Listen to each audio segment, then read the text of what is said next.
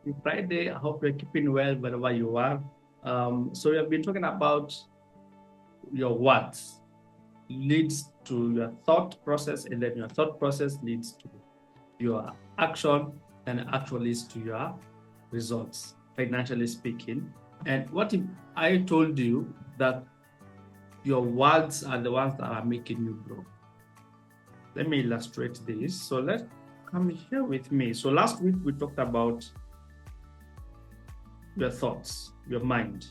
So imagine this is your mind and divided by half here. So this is the conscious mind, this is the unconscious mind. Now for the children below 7, this is where they operate the most. It's autopilot. They have not developed their reasoning, their conscious mind, but for us we have. So here words comes from outside or even from within, what you have believed, what people have told you to be, and they come to your conscious mind. And if you hear it very often, repetitive, maybe I'm broke, I never amount to any negative or positive thoughts, they come to your conscious mind. If you hate a lot, it comes to your unconscious mind. And this unconscious mind is the one that leads to this action. So this is like your autopilot. And then your action, so this unconscious mind leads to drive your body sensation, how you react to it, which leads to your action, and your action leads to your results. So you can see the originator is a word. So it's, as the scripture says, life and death is in the power of the tongue. So what you say really matters. If you are sick, if you say I'm going to die, you will surely going to die. If you say that you will heal, then your body reacts to that. It's like a self-fulfilling prophecy. So in terms of finances, we are broke. You can link that brokenness, which is the result, to your actions. What are you doing, which leads to your thinking? What is guiding my actions? And what are the words that are believed? So let me show you a small, simple, but a bit complex process on how to evaluate your behavior. So imagine with me, you have 4 columns. This is your goal. So let's say financial freedom, whatever that means to you. Maybe you want to meet your basic needs and secondary needs. And then what actions are you currently doing that is against this goal? So for example, you can say, I am not saving, I am not budgeting, I'm living in debt, I have too many apps that are giving me loans. This action, what is the hidden commitment? So we call this the hidden commitment. What is your biggest worry if you stop borrowing? If you don't budget, what are you worried will happen? Which now leads you to your big assumption, which is now driving this behavior. So this is behavior, this is big assumption. So behavior or action. So your behavior is being driven by a big assumption. What are you believing about yourself concerning that specific issue? So let's come up with an example and say, maybe we have said our goal is to be financially free or to be debt-free. Let's say debt-free. What action are you currently doing that is making you less debt-free? So for example, you are borrowing, you are downloading borrowing apps, you are applying for loans. Now that action, which is not guiding you to be debt-free, it's against the goal of being debt-free. Just an example, you can use any other goal.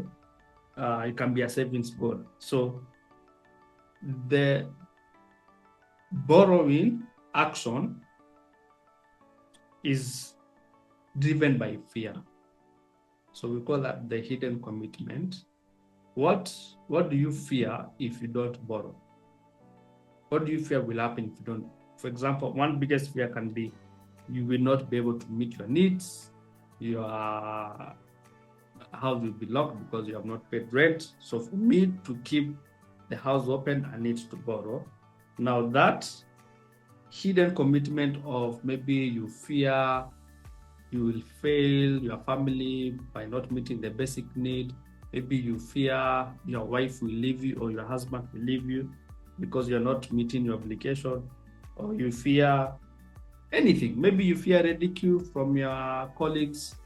You have downgraded, you sold your car, you moved to a different location, neighborhood.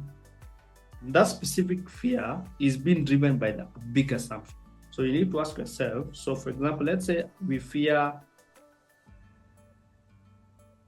ridicule from our colleagues, which is leading us to maintain our lifestyle by borrowing, which is against our goal of financial freedom, of living debt-free. So the big assumption is maybe you are assuming that if I don't project that I'm financially able, my friends will desert me. That can be now the big assumption that is driving the behavior of borrowing. So just an example. Next week, I'll come up with an example of maybe your goal is to save and invest, but yet you're not saving. What is the behavior? What is the fear for not saving? What is the big assumption? I hope that makes sense. It's looks simple, but it's not. By just 4 columns, what is your goal? What are your behaviors against your goal? What is the hidden commitment or the fear factor that is leading you to borrow money? And then what is a big assumption that is leading you to this behavior? So if you're able to know what is this big assumption, then you are able to overturn this behavior. And a big assumption here can be related to how your colleagues might see you. And it can be true, can be false. So evaluating the truthfulness for the big assumption is the key here.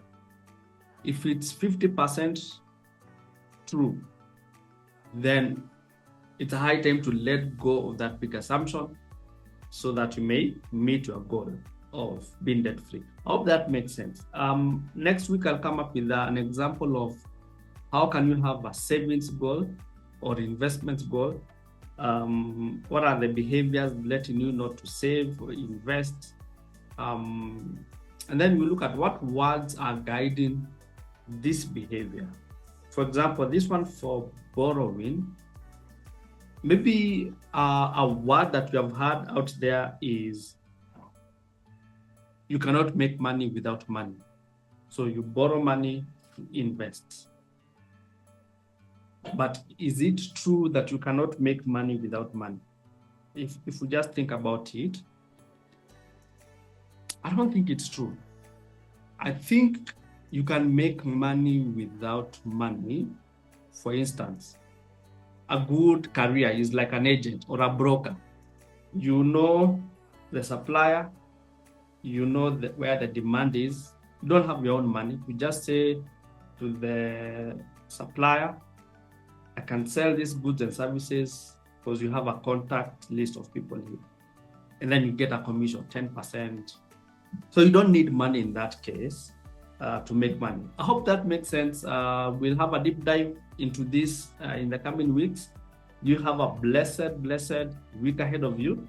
Take care, bye-bye, and God bless.